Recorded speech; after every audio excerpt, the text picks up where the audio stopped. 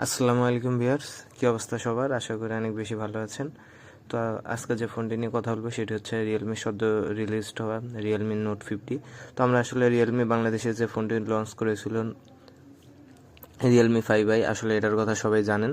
তো তারপরে আসলে তারা এতদিন পর একটা মোস্ট অ্যাফোর্ডেবল ফোন নিয়ে আসলো, তাও একদম কম বাজেটে, মাত্র 11,000 টাকা অথবা 10-11,000 টাকার মধ্যে একটা বেস্ট একটা ফোন, ডিজাইনও কিন্তু বেশ সুন্দর। তো এটার মধ্যে তারা একটা স্প্ল্যাশ প্রুফ রেটিং দিচ্ছে IP54, এছাড়াও পিছনেও পাচ্ছেন 13 মেগাপিক্সেল এবং সামনে পাচ্ছেন 5 মেগাপিক্সেলের একটা সেলফি ক্যামেরা। সেই সাথে এটাতে কিন্তু সাইড মাউন্টেড ফিঙ্গারপ্রিন্ট সেন্সর রয়েছে ইউএসবি টাইপ-সি এবং সাথে 5000 এমপিআরের ব্যাটারি। তো সব মিলে কিন্তু কম্বোটা বেশ ভালো এবং সেই সাথে 90 হার্জ রিফ্রেশ রেটের এইচডি প্লাস ডিসপ্লে তো থাকছেই।